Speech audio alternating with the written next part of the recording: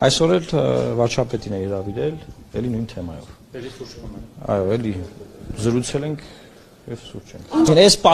Այս պահին ես մտահոգություն չունեմ Արցախի հիմնախնդրի հետ կապված, առայն ինչ որ Հայաստանում անդադար շարժվում է։ Պաշտպանում ենք կառավարության եւ Փաշինյանի։ Այն եղած շահարկումները, որոնք կան, դրանք բոլորը ինձ համար եւ ի սկզբանե փարատված էին եւ հիմա այլ առավել եւս փարատված։ Որ շահարկումները։ Այսինքն վարչապետից հստակ պատասխաններ։ Ասենք բանը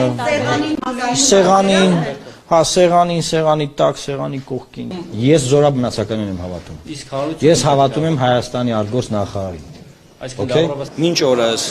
անմնացորդ պաշտպանում ենք Փաշինյանի կառավարությանը եւ վարչապետին։ Փաշինյանի ելույթը բավականին համապարփակ ելույթ էր եւ նաև կարևորում եմ, որ գրված ելույթ էր, այսինքն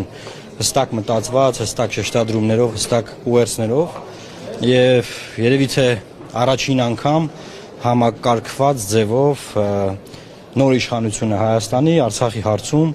հղեց ուղերձ։